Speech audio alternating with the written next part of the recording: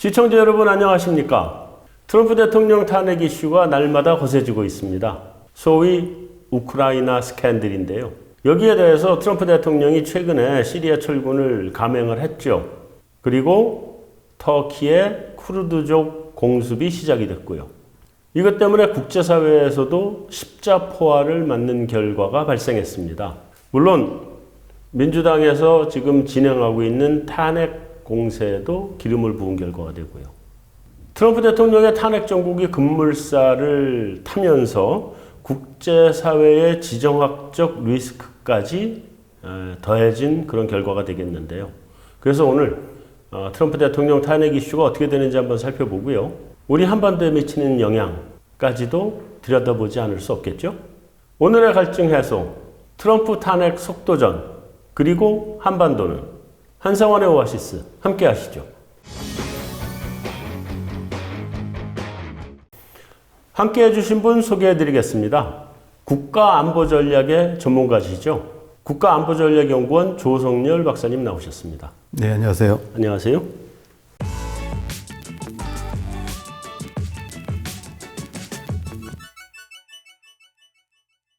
러시아 스캔들이 아직 지금 한참 진행 중인데 우크라이나 게이트까지 또 터졌고 러시아도 아직 완전히 안 끝난 상태죠. 예, 근데 뭐 더 이상 그 러시아 청문회가 있었고 또 네. 지난 2월 말에 코원 청문회가 있어서 네. 각종 이제 비리와 관련된 청문회들이 있었는데 완전히 끝난 건 아니지만 일단 좀 소강 상태에 들어간 상태. 그건 소강 상태. 예, 예. 네. 이제 여기에 지금 새롭게 근데 우크라이나 사태가 벌어진 거죠. 이제 9월 24일 날에 이제 본격적으로 우크라이나 탄핵 절차가 개시가 됐단 말이죠. 사실은 낸시 펠로시 그 미 하원 의장이 처음에 소극적이었다가 지금은 또 오히려 쉼없이 지금 절차를 밟아가고 있어요. 예, 뭐 여러 가지 이유가 있겠습니다만은 러시아 스캔들 때만 해도 네. 정권 초기고 네. 또 이 부분들이 트럼프 대통령에 대해서 뭐 결정적인 타격을 주기보다는 오히려 그 이슈만을 만들어 가지고 네. 국정 운영을 어렵게 할 수는 있지만 네. 결과적으로 뭐 펜스 부통령이 후임으로 나온다든지 네. 아니면 다른 유력한 그 공화당 후보가 나올 수 있기 때문에 네. 낸시 펠로시 하원 의장 입장에서 본다면은 일단 결정적 시기를 노렸던 것 같습니다. 지금은 이제 뭐 한 1년 정도 남았기 때문에 지금은 시기상으로. 예, 시기적으로 적기라고 생각한 것 같습니다.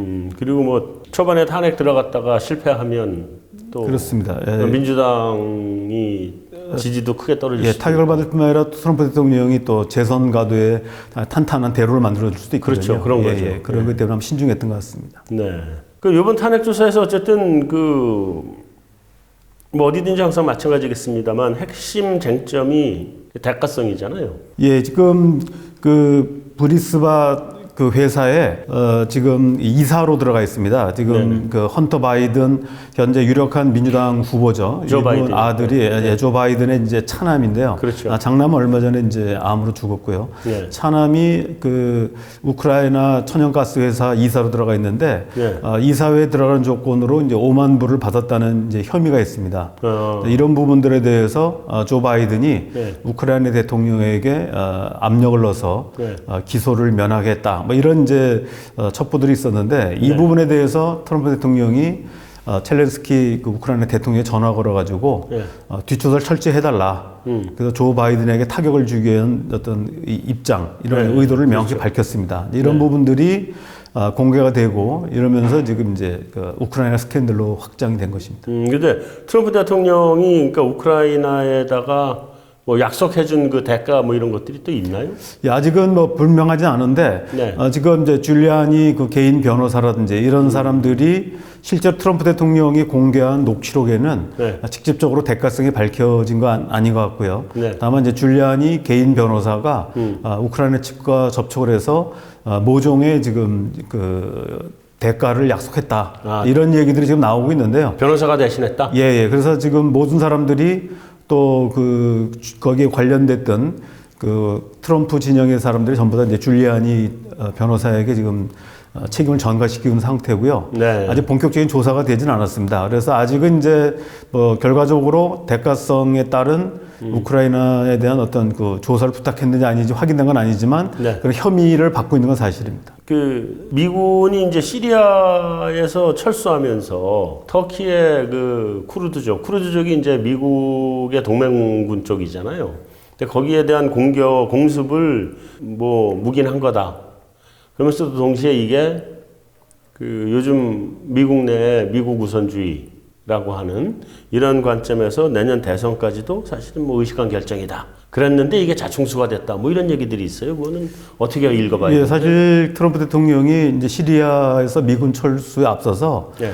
작년 7월서부터 아프가니스탄 평화 협상을 쭉 진행해왔습니다. 네네. 그러다가 지난 이제 9월 6일이죠. 전격적으로 아프간 평화 협상 중단을 선언했거든요. 네. 그러니까 트럼프 대통령으로서는 국내 지지를 얻기 위해서는 미군들이 전장에 있는 것보다는 하루빨리 전쟁을 이제 휴전하든 종료를 시켜서 미군을 이제 고향으로 돌아오는 것. 이 부분이 이제 자기 성과라고 볼 수 있습니다. 그래서 이제 아프간 협상이 중단되면서 네. 모종의 새로운 어떤 돌파구가 필요했던 것 같고요. 그래서 사실 여러 차례 뭐 기록을 보면은 이번에 그 미국이 약속을 깬 게 이제 그 8번째라고 합니다. 이 쿠르드족의 독립을 시켜주겠다고 해가지고 이슬람 그 반군과 전쟁에서 네. 대거 동원을 시켰거든요. 네네. 그런데 이제 결국은 최종적 약속을 지키지 않고 네. 결국 시리아에서 철군함으로써 사실상 그 쿠르드 반군들을 궁지에 몰아넣고 결과적으로는 이제 터키의 공격을 받게 만든 이런 자충수를 뒀다고 볼 수 있습니다. 하지만 이제 이런 부분들도 일부에선 자충수라고 보고는 있지만 네. 여기에 이제 시리아에 갔던 군인들이 미국으로 돌아오면서 네. 또 여론이 어떻게 될지는 모릅니다. 그것도 두고 봐야 알고. 나름대로 그 트럼프 대통령이 계산했는데 네. 의도한 계산대로 갈지 아닐지는 이제 좀 귀추가 좀 지켜봐야 되지 않나 생각합니다. 그러니까 뭐 국제사회에서 비난은 별 필요 없고 국내에서 지지율만 올라가면 된다. 그렇죠. 그게 이제 트럼프식의 그 미국 제일주의라고 볼 수 있습니다. 네. 그 트럼프 대통령이 또 그 세금 보고서 그 전에 뭐 이게 법으로 정해진 건 아니지만 그 전에 대통령들 전부 다 공개했던 거 본인은 공개를 거부했잖아요. 근데 이거 까면 또 뭐 후폭풍이 크게 터지나요? 예, 그 뭐 8년치 납세 자료를 공개하라고 했는데 네. 그동안에 트럼프 대통령은 법적 규정이 아니라고 해서 거부했는데 이번에 연방 판사가 3명이 이제 참여했는데 여기서 네. 2명이 트럼프의 그 납세 자료를 공개하라고 이제 결정을 내렸습니다. 그러면 공개해야 돼요? 그래서 공개해야 될 것 같습니다. 근데 지금 트럼프 대통령은 뭐 원래 그 부동산 업자다 보니까 뭐 꼭 부동산 업자라서 꼭 그런 건 아니지만 아무래도 이제 여러 가지 그 미납이라든지 세금 부분에 대해서 탄로가 있지 않았나는 의혹을 계속 받아왔거든요. 네. 그리고 지난 2016년 대선 때도 집중적으로 공개를 했지만 다른 후보들은 다 그 납세자를 공개에 호응을 했는데 네. 트럼프 대통령은 끝까지 거부한 바가 있습니다. 그래서 이번 대법원 연방 대법원 판결이 그래서 아마 주목을 받고 있고 특히 미국의 경우는 이제 신용사회다 보니까 탄로에 대해서 굉장히 엄격한 기준을 들이대고 있거든요. 그래서 네. 아마 트럼프 대통령이 네. 이번 그 우크라이나 사태 못지않게 만약에 이것이 탄로 사실이 드러나게 되면 어느 정도 타격을 받지 않을까 생각을 합니다. 그러면 탄핵 정국인데 그것까지 되면 여론이 들끓겠네요, 아무래도. 예, 그렇죠. 그러니까 이게 이제 뭐 트럼프 대통령에 대해서는 미국 내 전반적인 지식인들이 다 좋아하지 않고요. 네. 또 민주당뿐만 아니라 이 공화당 내에서의 정통 그 공화당 엘리트들도 사실 별로 좋아하지는 않습니다. 안 좋아하죠. 예. 그렇기 때문에 좀 이단화 같은. 예, 그래서 지금 미국에는 2개의 미국이 있는데 네. 하나는 그 트럼프의 미국이 있고 또 정통 관료들이 이끄는 미국이 있다라고 얘기를 합니다. 그래서 사실 이 부분들이 뭐 그 한반도 문제도 영향을 미치게 되는데 네. 지금 우리가 정통적인 관료들이 하는 미국의 동아시아 정책, 한반도 정책과 달리 트럼프 대통령으로 인해서 변화가 된 게 많습니다. 아마 이런 부분들이 이제 트럼프 대통령이 탄핵에 몰리게 되고 네. 또 실제 결과적으로 만약 재선에 영향을 받게 된다면 한반도 정세도 크게 영향을 받을 수밖에 없다고 생각합니다. 한반도 정세는 뭐 좀 이제 뒤에 가서 한꺼번에 집중해서 다루도록 하고요. 이제 낸시 펠로시가 이끌고 있는 민주당 하원, 이 탄핵 국면이 선거에 불리하지 않다고 판단하는 모양이죠. 만약에 털어서 정말 뭐 결정적인 뭐가 나오지 않으면 역풍이 대단히 크게 일 가능성이 있는데 굉장히 큰 이게 모험 아닌가요? 두 가지가 있을 것 같습니다. 네. 트럼프 대통령에 대해서 하원에서 탄원을 통과한다 하더라도 네. 상원에서 통과할 가능성은 높지 않습니다. 그렇죠. 현재 상원이 그 공화당 의원이 53명, 민주당이 47명으로 돼 있기 때문에 네. 이 중에 이제 3분의 2가 되면 67명이거든요. 그래서 67명을 하려면 공화당에서 거의 한 20명 정도가 넘어와야 되는데 그건 거의 불가능하고요. 불가능하죠. 네, 아무리 공화당 상원의원들이 트럼프 대통령 싫어한다 하더라도 탄핵을 동의했을 때는 이제 자신들도 크게 타격을 받기 때문에 그렇죠. 그건 쉽지 않다고 봅니다. 그래서 일단 낸시 펠로시 하원 의장이 탄핵을 결심한 데에는 직접적으로 뭐 탄핵을 법적으로 통과시킨다기보다는 여기서 결정적으로 상처를 줘가지고 네. 트럼프 대통령의 재선 가도에 이제 그 부정적 영향을 주려고 하는 게 저는 일차적인 목적이라고 보고요. 네. 두 번째는 이번 우크라이나 사태 같은 경우는 단순하게 트럼프 대통령의 어떤 그 스캔들일 뿐만이 아니고 민주당의 유력한 후보인 조 바이든의 아들이 관련된 것이고 네. 여기에 이제 뭐 5만 달러 뭐 수령 문제라든지 실제 좀 비리가 있거든요. 네. 비리 혐의가 있는 건 사실입니다. 그래서 아마 민주당 내에서도 뭔가 이 새로운 어떤 그 후보를 끌어내기 위해서 낸시 펠로시가 어느 정도 총대를 맨 측면도 있지 않나 생각합니다. 민주당 내에 그쵸. 정치 역학 구도도 이번에 바꾼다. 예, 바뀔 수가 있습니다. 그래서 지금 실제로 최근에 여론조사 보면은 조 바이든이 계속 1위를 다리다가 지금 이제 2위로 밀려났습니다. 조 바이든 좀 힘들다고 봐야 되겠죠. 예, 일단 왜냐하면 이번 우크라이나 사태 스캔들이 트럼프 대통령은 결국 우크라이나 대통령한테 그 대가성으로 청탁을 했냐 안 했냐의 어떤 국가 지도적 위신의 문제라고 한다면 네. 조 바이든은 직접 자기 아들이 비리에 연루된 게 드러나는 것이기 때문에 네. 일단 일종의 한 수로 이제 그 두 개의 어떤 타겟을 노린 것이 아닌가 이런 생각도 듭니다.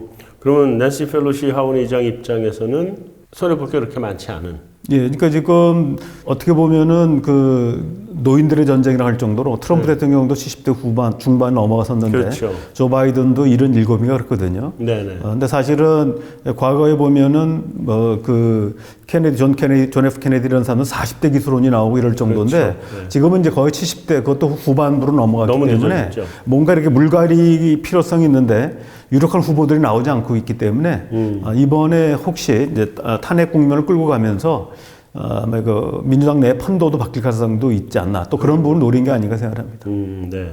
자, 이 뭐 러시아 스캔들 때는 이제 트럼프 대통령이 그 마녀사냥이다 그랬었는데 지금 또 다시 이제 그 뭐 그런 얘기들을 하고 있는 거잖아요. 그리고 그 나를 좀 탄핵시키라고 막 이렇게 큰 소리 치고.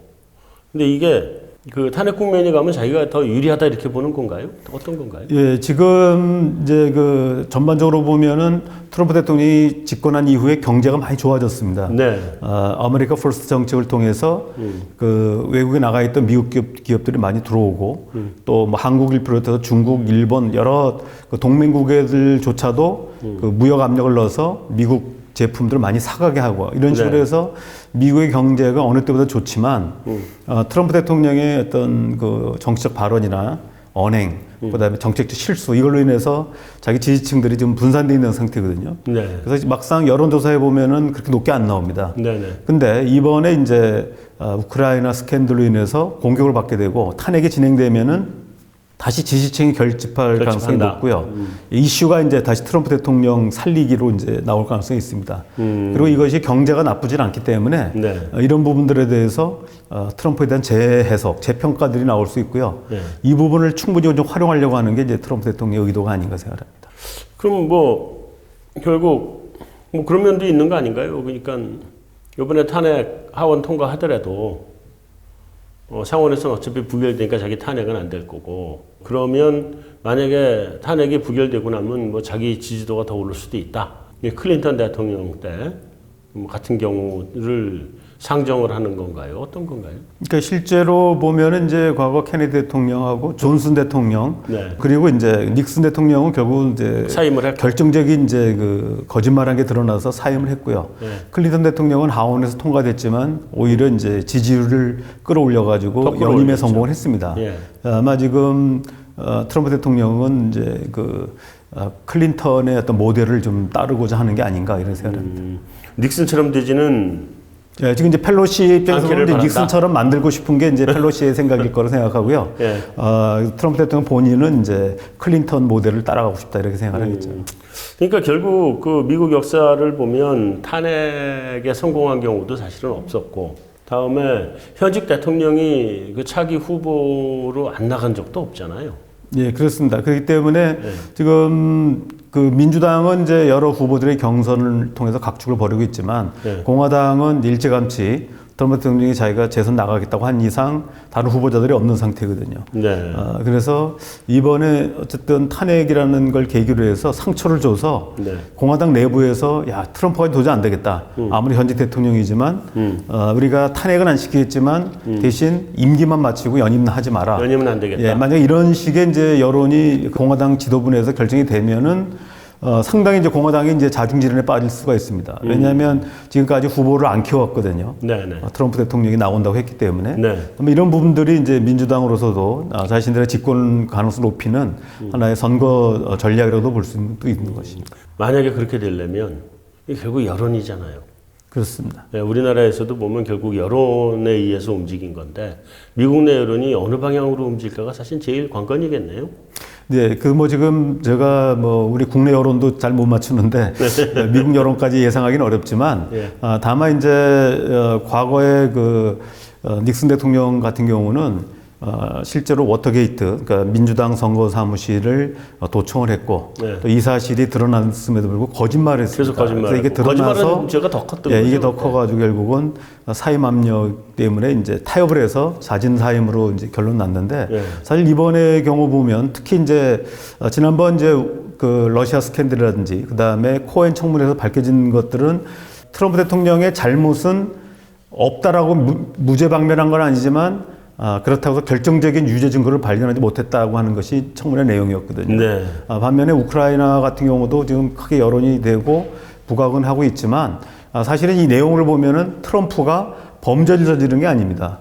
그게 아니라 오히려 조셉 바이든 전 부통령의 차남의 비리를 캐려고 하는 게 목적이었기 때문에 사실은 이제 워터게이트 사건과는 비교도 안 될 정도로 비중이 낮다고 볼 수 있습니다. 그래서 제가 볼 때는 일단 트럼프 대통령이 이번 탄핵 국면에서 크게 결정 타결 받거나 그럴 가능성은 높진 않다. 예, 그렇게 생각합니다.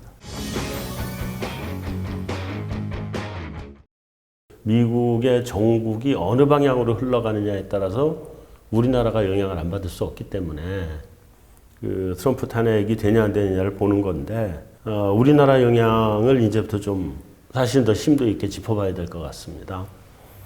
먼저 중국 얘기부터 먼저 좀 해보죠. 지금 이제 미중 협상이 스몰 딜을 했다. 그래서 자기의 최대 지지 기반이었던 스윙 스테이트, 이게 곡물을 생산하는 그 지역에 중국이 곡물을 수입을 해주고 대신에 관세를 추가 인상하는 거를 하지 않겠다.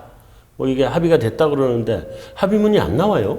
예, 그게 이제 지난 봄에도 미국과 중국 간에 어느 정도 타협이 돼서 양해각서를 체결하려고 할 때 트럼프 대통령이 굳이 양해각서를 체결할 필요가 있냐, 본협정으로 가자 그래가지고 그때도 양해협정조차 만들어지지 않은 상태에서 또 다시 불거졌거든요. 지금도 이제 10% 관세를 이제 25% 관세로 높이겠다고 일단 선언한 상태에서 이거를 이제 유보하는 협상을 지금 하고 있는 겁니다. 근데 지금 전반적으로 중국이 대미 교역에서 흑자가 많기 때문에 이미 서로 이제 고율 관세로 맞받아치는 건 이제 끝났습니다. 끝나고 그동안에 이제 약 3천억 달러 정도에 해당되는 분야, 그러니까 미국이 적자 보는 분야에 대해서 다시 이제 고율 관세를 선언했거든요. 그러니까 여기에 이제 궁지에 몰린 중국은 결국 양적으로는 안 되기 때문에 트럼프 대통령의 지지 기반이라고 할 수 있는 곡물지대들, 그러니까 이 곡물 수입을 중단한다든지 아니면 러스트벨트에서 여기에 이제 투자를 중단하고 회수한다든지 이런 식으로 해가지고 이런 맞춤형 타격을 쭉 가해왔습니다. 트럼프 대통령한테는 좀 아팠던 부분인 것 같고요. 그렇기 때문에 이제 지난번 아베 총리와 정상회담에서는 미국산 옥수수를 뭐 사주기로 했다라고 일방적으로 발표했는데 네. 또 정작 또 아베 총리는 뭐 그렇게 검토해보겠다고 했지 사준다고 약속한 적이 없다. 또 일본 내 여론이 아니 옥수수를 7조 원어치 사다가 뭐 하냐. 네. 이런 이제 논란이 빚게 우리하고 좀 됐는데 나눠서 사면 될까? 예, 근데 그게 이제 이 약간 유전자 변형 식품이어가지고 GMO들이요? 예, 이게 굉장히 또 어떻게 영향을 미칠지 몰라서 상당히 일본 내에서도 굉장히 반발이 크다고 들었습니다. 아마 네. 그렇기 때문에 뭐 어느 정도 좀 사주겠지만 미국이 원하는 만큼 다 살 수는 없기 때문에 네. 결국 미국이 이번에 이제 미니들을 통해서 어느 정도 다시 한번 이제 그 타협을 시도했던 것 같습니다. 근데 지금 미국 트럼프 대통령의 협상 스타일로 보면은 한 번에 바로 오케이 하는 법이 없고 그렇죠. 다시 또 이렇게 질질 끌면서 네. 지금 이제 미국이 어떤 그 자기네 의도를 관철시키려고 하는 시도를 하고 있는 것 같습니다. 그래서 제가 볼 때는 이번에 합의를 보더라도 최종적인 합의일 것 같지 않고요. 네. 예, 장점 봉합일 가능성이 높고요. 아마 내년 봄 되면 다시 또 한번 그 중국에 대한 무역 전쟁을 다시 재개할 가능성이 매우 높다고 보고요. 지금 특히 이건 무역뿐만 아니라 지금 기술 전쟁, 화해 분야까지 확장돼 네. 있고 네. 또 군비 경쟁 분야까지 넘어가 있기 때문에 저는 뭐 이번에 미중 간에 설사 어떤 뭐 양해 각서라도 체결된다 하더라도 네. 이것은 뭐 봉합 수준에 머물 것이다 이렇게 보고 있습니다. 근데 만약에 이번에 한다고 그랬는데 이게 양해각서 체결도 안 이루어지고 또 흐지부지 돼 버리면 그럼 탄핵 정국에는 결정타가 되지 않나요? 근데 지금 미국의 여론을 보면은 중국에 대한 무역 보복이랄까요? 또는 무역 제재에 대해서는 초당파적으로 지지하는 분위기입니다. 좀 그렇죠. 예, 예. 그래서 지금 무역이라고 하는 이슈는 지금 미국으로서는 민주당이나 공화당 할 것 없이 서로 버리기 힘든 카드이기 때문에 민주당이 여기에 반대할 수는 없거든요. 그래서 제가 볼 때는 뭐 이것이 직접적으로 이 무역 마찰 이 부분은 미 대선에서 중요 변수로 작용하기는 어렵다. 만약에 트럼프 대통령이 불리한 상태에서 타결하면 이제 그때는 이제 민주당이 오히려 트럼프 대통령 공격할 수 있겠죠. 하지만 트럼프 대통령이 계속 강하게 나갈 경우는 민주당도 뭐 예를 들면 더 강하게 하라든지 아니면 뭐 바로 한다든지 뭐 이런 식으로 해서 선거 이슈에서 크게 부각되기는 어렵지 않다 생각합니다. 네, 이어서 지금 이제 북한 문제 쪽을 한번 봐야 되는데 이게 이제 한 두어 가지 여기에서는 생각해 봐야 될 게 있는 것 같아요. 첫째는 일단 차례대로 이제 좀 여쭤보면 북미 협상이 결국은 이제 노딜로 끝나버렸잖아요. 끝나버리면서 한동안은 북한에 대한 미국의 압박 수위를 더 이상 그 세게 안 하고 북한이 뭐 웬만한 거 쏴도 그냥 다 그거 아무것도 아니다 이러고 넘어오고 이랬었는데 최근 들어서 또 다시 이제 압박 수위가 올라가고 있는 것 같거든요. 이 현재 북한에 대한 그 미국의 이 압박 수위라든가 이런 것들 어떻게 평가하고 계세요? 예, 지금 미국의 대북 정책이나 뭐 전반적인 외국 정책은 크게 보면 이제 트럼프 대통령이 주도하는 어떤 협상 국면이 있고요. 네. 또 하나는 이제 정통 관료들은 기존에 해왔던 정책대로 해나가는 겁니다. 네. 근데 지금 이번에 이제 실무 협상 같은 경우는 트럼프 대통령이 또 김정은 위원장의 제안을 받아서 뭐 용단 내려서 했다고 볼 수 있는데 하지만 그 직전에 북한이 SLBM 잠수함 발사 탄도 로켓을 이제 발사했고요. 지금도 일단 모종의 이제 대륙간 탄도 미사일이라는 얘기가 있지만 제가 볼 때는 아마 우주 로켓을 쏠 가능성이 있습니다. 결국 이제 ICBM과 같기 때문에요. 이런 부분들은 트럼프 대통령이 관리하고 있는 어떤 협상 국면과 별개로 미 국무부나 국방부가 적극 대응하는 어떻게 보면 이제 매뉴얼대로 대응하는 것이거든요. 최근에도 북한이 SLBM 쏜 직후에 미 정찰기가 한반도 주변에 이제 급파돼서 지금 북한의 군사 동향을 계속 지금 보고 있습니다. 이런 부분들은 북한이 이제 오판하면 안 되는 것이 트럼프 대통령하고 얘기되면 다 끝나는 것이 아닙니다. 그렇죠. 그래서 실질적으로 정통 관료들은 매뉴얼대로 하는 부분이 있고 트럼프 대통령도 이거를 막을 수 없는 부분이 있거든요. 그러니까 협상을 하자는 거는 대통령이 결심할 수 있지만 북한이 명확한 어떤 도발을 할 경우는 거기에 대한 응징은 매뉴얼대로밖에 할 수 없는 게 이제 미국의 입장을 볼 수 있고 그래서 지금 미국에서 이 관료들의 분위기들은 상당히 지금 북한이 협상을 깰 거에 대비한 강경 대응들, 이른바 플랜 B를 준비하는 이런 분위기가 나오고 있다 이렇게 볼 수 있습니다. 반대로 또 이제 북한은 북한대로 뭐 계속 쏴대요.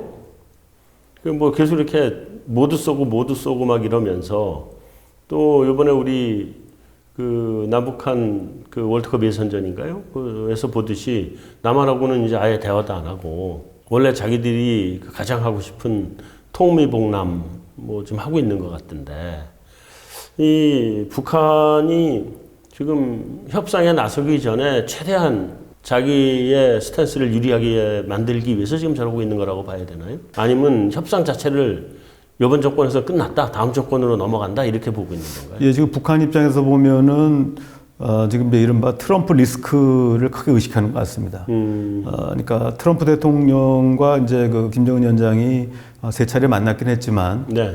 지금 트럼프 대통령이 원하는 거는 꼭 볼턴의 경우는 물론 이제 그 핵무기를 다 내놓으라고 한 거지만 네.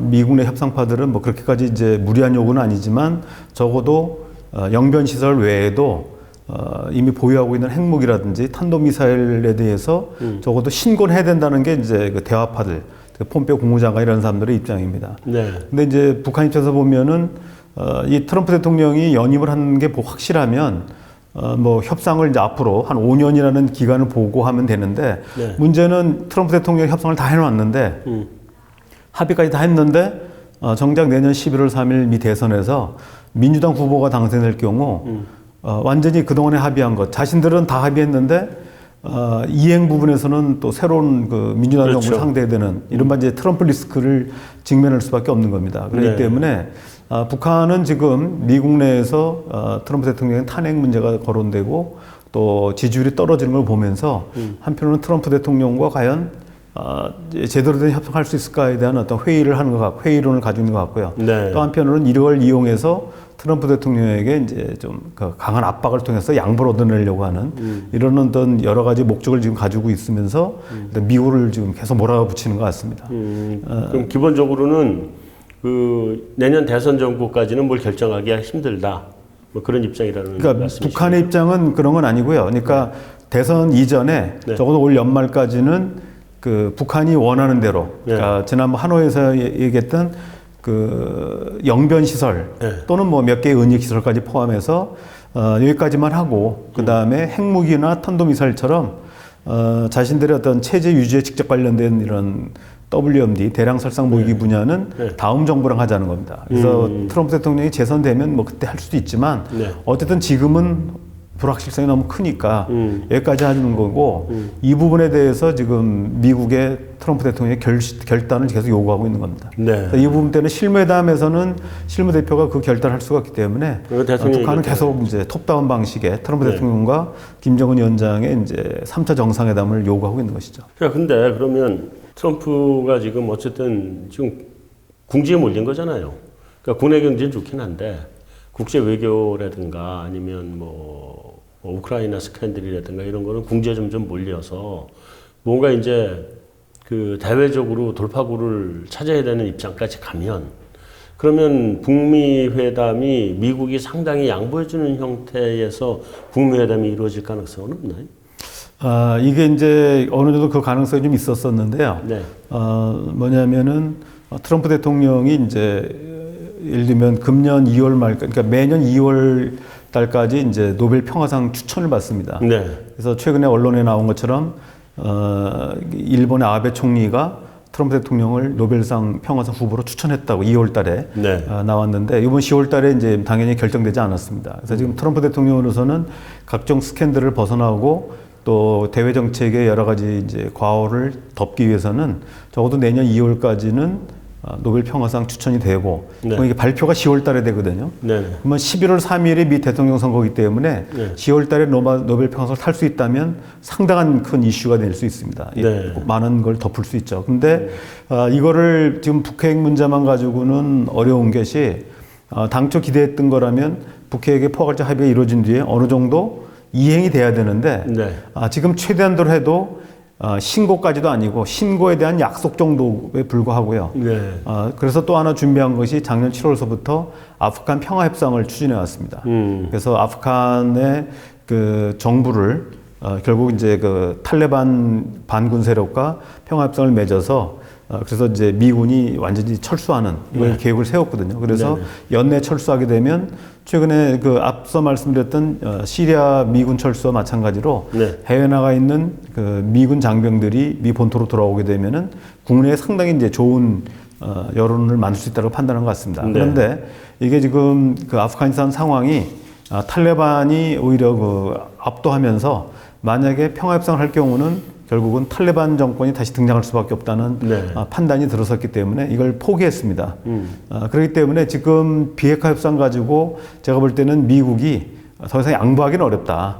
지금도 상당히 유연한 태도를 보였거든요. 네. 부분적으로는 단계적 접근도 받아들였고 또 북한이 그동안에 요구했고 미국이 완강히 부인했던 부분적인 제재 완화 부분도 네. 석탄 놔두고 섬유 수출에 대해서는 3년간 유예 조치를 한다든지 이런 현재 그 안을 만들고 왔다고 알려져 있습니다. 네. 그런데 이제 이 부분조차도 북한이 거부했기 때문에 상당히 좀 타협점을 찾기가 쉽진 않다 이렇게 생각합니다. 네.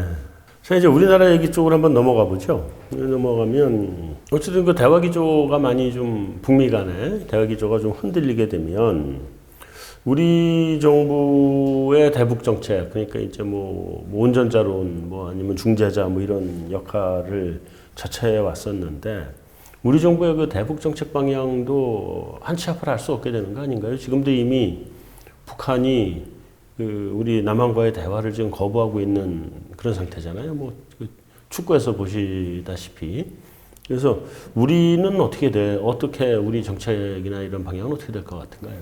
예, 그러니까 지금 뭐 일각에서는 통미봉남 또는 뭐 선미후남 얘기하는데 네. 사실은 북한이 선후 관계를 굳이 얘기한 건 아닙니다. 네네. 우리한테 요구한 것과 미국한테 요구가 있는데 예를 들면 미국과 요구를 되면 그 다음에 한국이랑 하겠다는 건 아니고요. 예. 한국에 대해서는 이미 계속 똑같은 요구를 하고 있는데 그게 바로 한미 군사 연습을 중지하고 네. 또 첨단 그 군사 장비 도입을 이제 중지하라는 얘기입니다. 근데 네. 이런 부분들이 이루어져야만 지금 그 남북 간의 대화를 할 수 있고 이 부분은 지난 8월 15일 문재인 대통령께서 광복절 경축사를 발표한 바로 다음 날 네. 시간으로 치면 24시간도 안 됐는데 북한 측이 이제 상당히 비난을 하면서 비난 성명을 발표하면서 역시 이제 군사 연습하고 첨단 장비 반입 중지를 얘기를 했습니다. 근데 현재 우리 정부가 지난 8월 11일서부터 20일까지 한미연합 지휘서 연습, CPX 연습을 했는데 이 부분은 이제 과거 그 군사훈련과 달리 북한에 대한 어떤 그 반격 훈련이라기보다는 전작권 전환을 받기 위한 일종의 3단계 중에 이제 1단계 연습을 한 것이거든요. 네. 그래서 불가피한 측면이 있고 또 전작권 전환이 그냥 이루어지는 것이 아니라 이 조건에 기초한 전작권 전환으로 되어 있습니다. 그래서 이 조건을 충족하려면은 결국 이제 거기에 필요한 정찰 자산이라든지 또 첨단 장비 반입이 불가피한 측면이 있습니다. 이런 부분들이 북한은 이제 우리 정부가 작년에 있었던 남북 군사합의서의 기본 정신을 훼손한다 이렇게 지금 비난하면서 하고 있는데 사실은 명확하게 따지면은 우리가 위반한 건 아니고요. 네. 그 남북 군사 기본 합의서 제1조에 보면은 대규모 군사 연습이나 또는 첨단 무기 도입의 경우는 남북 군사공동위원회를 개최해서 이 문제를 협의하기로 한다 이렇게 되어 있습니다. 네. 근데 우리 정부가 계속 요구하고 있음에도 불구하고 북한이 남북 군사공동위원회 구성에 지금 응하지 않고 있거든요. 그래서 사실은 뭐 남북 간의 대화를 통해서 풀 수 있는 기회가 있음에도 불구하고 북한이 이걸 거부하고 있는 상태고요. 또 반대로 북한은 장거리 그 대포, 장사포라고 그러죠. 또는 이제 그 단거리 탄도미사일을 이제 합해서 뭐 10차례나 쐈고요. 또 지난 10월 2일에는 잠수함 발사 탄도미사일. 우리가 SLBM인데 이제 이번에는 이제 밑에 그 수중 장치를 만들어서 쏜 겁니다. 이 잠수함에 쏜 건 아니고요. 그래서 이 부분을 쐈는데 이게 상당히 개량된 형태고 과거에 북극성 1호라고 한다면 이거 북극성 3호라고 하는데요. 사거리가 약 1,800km가 나간 걸로 알려져 있습니다. 미국 정부 당국이 분석한 거는. 1,800km면 어디까지? MRBM인데 이거 일본 열도 전체하고 오키나와까지 가는 오키나와까지. 것이죠.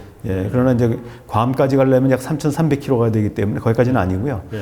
그래서 적어도 이제 북한이 이런 어떤 자신들은 계속해서 군사력을 증강하고 있는 상태인데 뭐 이 부분도 엄밀하게 따지면은 우리 국회에서 논란이 됐습니다만은 그 군사합의서에는 명확히 나와 있지는 않습니다. 그래서 서로 군사합의서 위반은 아니지만 적어도 군사합의서의 정신이 남북 간의 긴장을 고조시키지 않는 것이기 때문에 뭐 그런 측면에서 보면은 북한의 군사적인 도발이나 또 우리 쪽에서 하고 있는 뭐 군사훈련이나 이런 부분도 또 북측이 또 나름대로 우려할 수 있는 부분이라고 볼 수 있습니다. 그래서 이런 부분들은 하루빨리 군사공동위원회를 구성해서 이 문제를 논의하는 것이 우선 해결의 첫걸음이 아닌가 생각합니다. 네, 그러면 사실은 이제 북한이 우리한테 한미 군사훈련 하지 마라, 뭐 그다음에 첨단 무기 도입하지 마라 이런 북한의 입장은 이해를 하겠는데 또 반대로 우리 입장에서는 꼭 북한만이 아니라도 우리 주변국들을 상대로 우리도 어느 정도 우리의 안보를 위한 훈련도 해야 되고 또 첨단 무기도 도입을 해야 되고 북한만 있는 게 아니잖아요, 우리 주변에.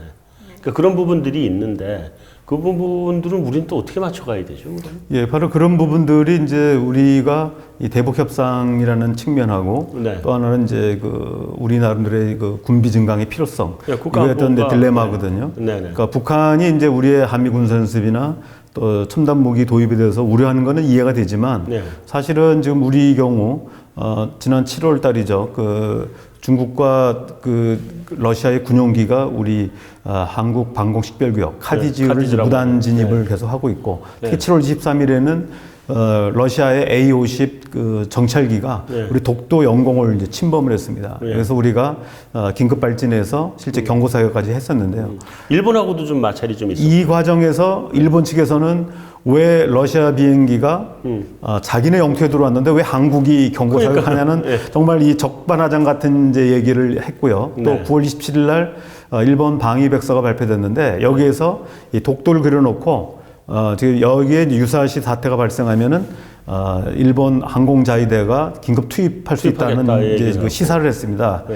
그렇기 때문에 그리고 이제 바로 며칠 전이죠. 일본의 해상 순시선들이 이 독도 영해 근처까지 위협 비행을 계속 한 게 지금 탐지가 됐습니다. 그래서 그리고 우리 군함에 너무 가깝게 비행기가 온 적도 있어요. 지난 작년 12월 20일 날은 이제 일본의 해상 초기가 우리 관계토 구축함을 이제 저공 위협 비행한 사례도 있었거든요. 그래서 이제 사실은 이 북한에 보면은 우리가 북한만 바라보는 줄 알지만 사실 중국, 일본, 러시아 이 주변국의 잠재적 위협이 굉장히 증대됐거든요. 그래서 이제 이른바 지정학의 어떤 그 부활이다라고 하는데 이 지정학적 위험이라고 하는 것이 북한만 있는 것이 아니라 오히려 중국, 일본, 러시아가 더 큰 위협이라고 볼 수 있거든요. 이거를 대응하기 위해서는 첨단 장비가 도입이 불가피하고 특히 이제 북한의 경우는 우리가 F-35A 이게 스텔스기인데요. 이 부분이 이제 그 북한에 대한 이른바 참수작전에 동원될 수 있다 그래서 굉장히 반발하고 있습니다. 북한은 굉장히 뼈 아프겠죠. 그건 뭐 그것도 이해가 갑니다만은 그러나 이제 우리는 약 40대 정도를 도입하기로 했는데 일본은 초기에 80대, 지금 다시 40대 120대를 도입하기로 했거든요. 또 우리 40대 가지고 부족하니까 우리가 다시 또 지금 우리 정부가 추가로 지금 20대를 더 추가하기로 지금 계획을 세운 걸로 알고 있습니다.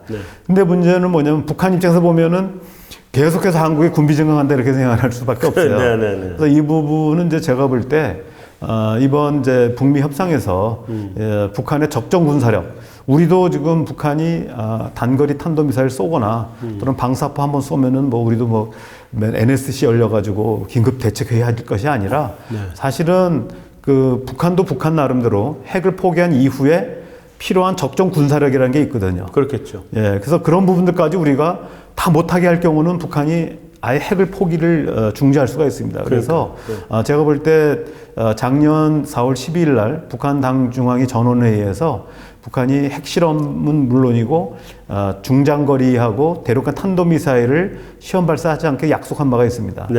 이거 영어로 한다면 이제 IRBM하고 ICBM인데요. 그러면 그 나머지가 뭐냐? 바로 이제 단거리, 중거리 탄도미사일입니다. 그다음에 생화학 무기도 포함될 수 있는데 이런 부분들에 대해서는 사실은 적어도 북미 협상에서는 협상 대상으로 삼지 않아야 된다라고 생각합니다.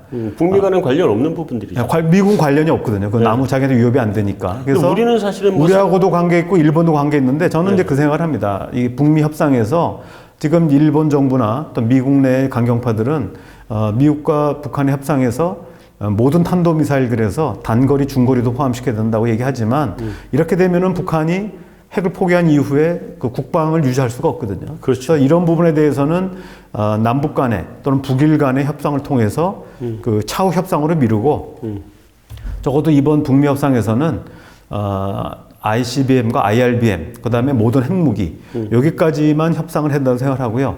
대신 반대로 우리가 북한의 단거리와 중거리 탄도미사일에 대해서 적어도 어느 정도 용인한다고 한다면 거꾸로 우리가 도입할 수밖에 없는 그 첨단 무기들, 예를 들면 F-35A라든지 네. 경항공모함, 정찰위성, 그리고 이제 지금 우리 정부가 지금 생각하고 있는 부분들이 네. 또 여러 가지 이제 전자권 전환에 필요한 여러 가지 장비들을 생각하고 있거든요. 근데 이런 네. 부분에 대해서는 북한도 용인해야 된다. 다만 우리가 공개적으로 그동안에 북한이 핵을 보유를 전제로 해서 우리가 세웠던 계획들, 네. 다시 말하면 이제 그 참수 작전이라든지 네. 이런 부분들은 공개적으로 폐기할 필요가 있다고 생각을 하고요. 그 다음에 이제 미국이 북한과 협상하면서 협상 중에는 북한에 대한 재래식이 됐든 핵이 됐든 네. 군사적인 위협이나 공격을 하지 않겠다는 약속을 공개적으로 하고 또 북한이 핵을 포기한 이후에는 불가침이 포함된 북미 협정이나 평화협정을 통해서 네, 네. 북한이 정말 핵을 포기해도 안전하다는 걸 보여줘야 된다고 생각합니다. 이런 부분을 통해서 우리가 한편으로 우리가 필요로 하는 주변국의 잠재 위협에 대응할 수 있는 전력을 갖추되 네. 북한은 위협을 느끼지 않으면서 또 스스로는 어느 정도의 최선도의 전력을 가질 수 있는 걸 용인하는 또 우리 애들도 북한에 대한 인식의 변화가 어느 정도 필요하다고 생각합니다. 네. 자, 이제 우리 주한미군 분담금 문제가 또 이제 걸리는데 트럼프 대통령이 이제 본인의 재선이나 탄핵 뭐 이런 거 뭐 생각들도 물론 머릿속에 하고 있을 텐데 그런 관계로 인해서 이제 쿠르드족하고의 동맹 관계도 이번에 사실은 한번 깼었고 지금은 다시 일단은 좀 휴전하는 쪽으로 방향을 잡긴 잡은 것 같은데 개입해서요. 그러긴 한데 그런 트럼프 대통령의 동맹이라고 하는 것에 대한 시각, 뭐 동맹관이라 그래야 되나요? 옛날에 그 이전에 미국이 보여줬던 동맹의 그 관점하고는 좀 완전히 달라져 버렸잖아요. 달라져서 그게 우리나라에도 적용이 될 것 같다는 생각이 들긴 하는데 일단 우리나라에는 뭐 방위비 분담금을 몇백 프로 올려서 내놔라 이제 시작을 했고요. 그래서 그 분담금 협상이 어떻게 될 것 같은지 전망도 좀 해봐야 될 것 같고요.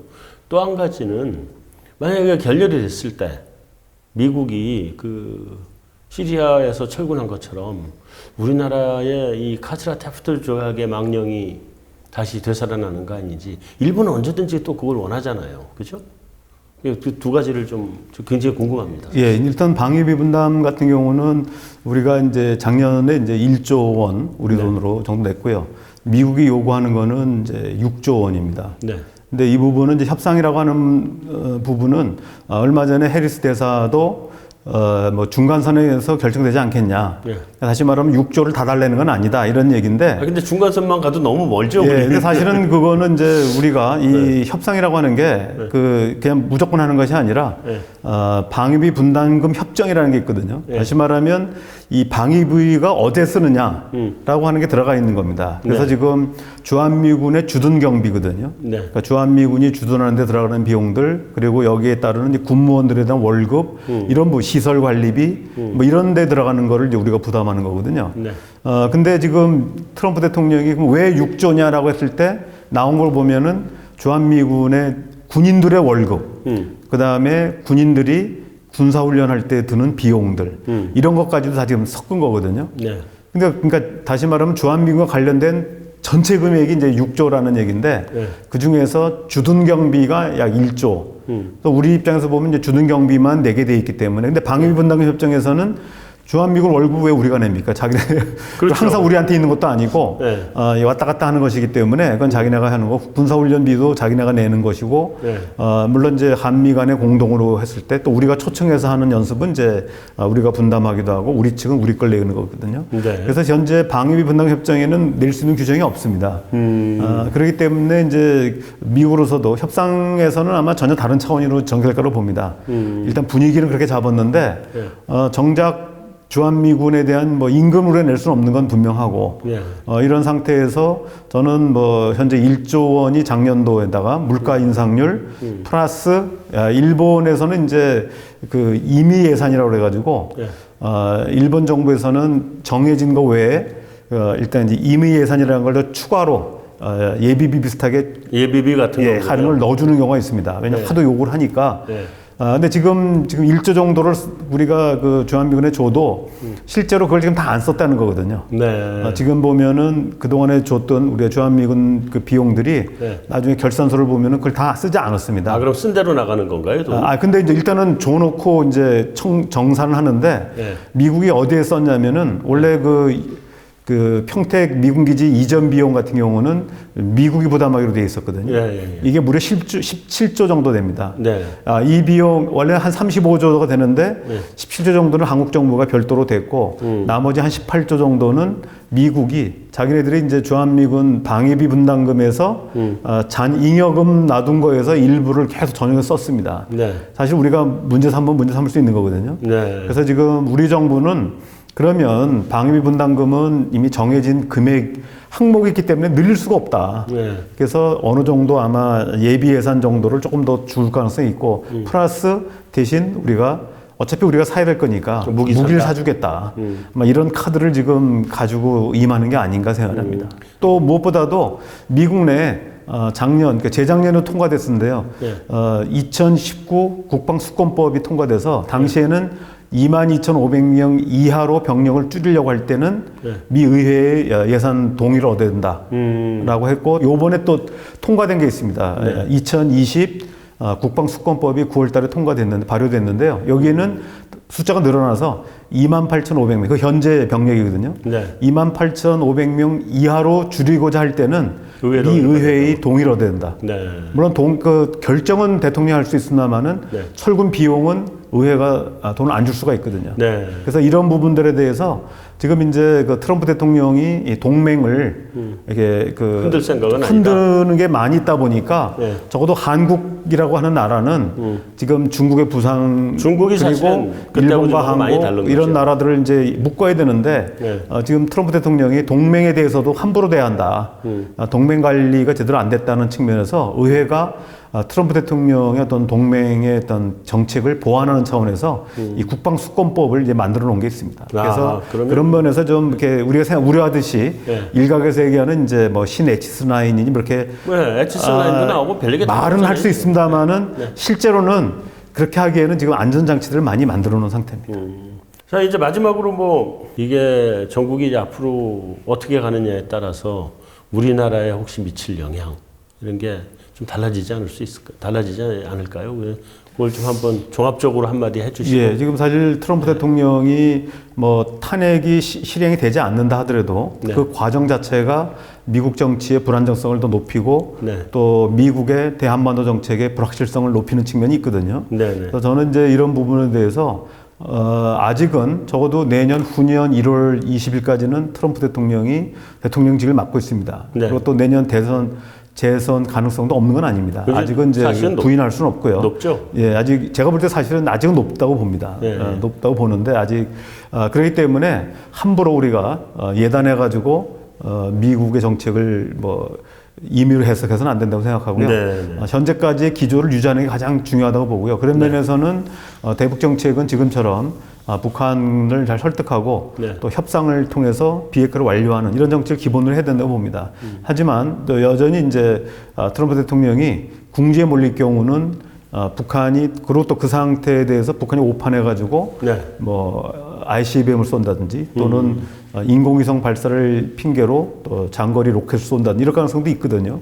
이럴 경우에 대비해서 우리가 나름대로 지금까지 꾸준히 해왔던 국방 계획들 지금 북한은 이제 그걸 우리한테 뭐 첨단 장비 도입을 중단하라, 연습 중단을 하지만 저는 이 부분들은 이제 북한을 대화를 통해서 설득할 문제고 지금까지 이런 어떤 동북아 정세의 불안정성이 여전히 남아 있고 또 미국의 탄핵을 포함해서 불확실성이 있는 상태에서는 현재 우리의 정책 기조를 유지하는 게 중요하다. 이걸 흔들어 버렸을 때는 자칫하면은 상당히 감당하기 어려운. 네. 그래서 한반도 전체가 더 불안정일 수가 있거든요. 그래서 네. 저는 기본적으로 지금의 정책을 유지하는 게 가장 중요하고 그럼에도 불구하고 내부적으로는 어떤 여러 가지 상태 대비한 플랜 B도 검토를 이제 시작해야 된다 이렇게 생각합니다.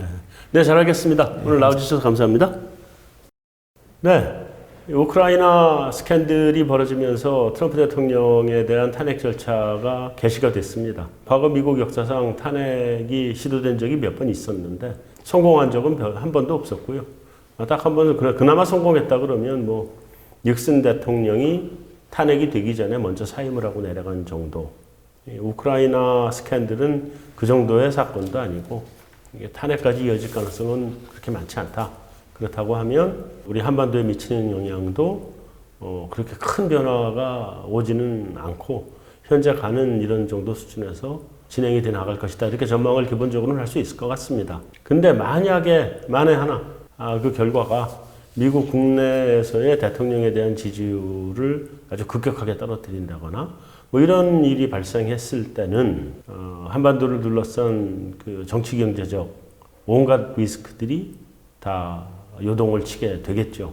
그럴 경우에는 또 우리 금융시장, 또 우리 경제 다 영향을 받을 것이고 북한과의 핵협상, 또 미중 무역 분쟁 이 모든 것들이 다 흔들리게 됩니다. 그래서 지금 현재 시점에서는 그 양쪽의 가능성 다 열어놓고 한 최소한 95% 이상은 큰 문제 없이 간다.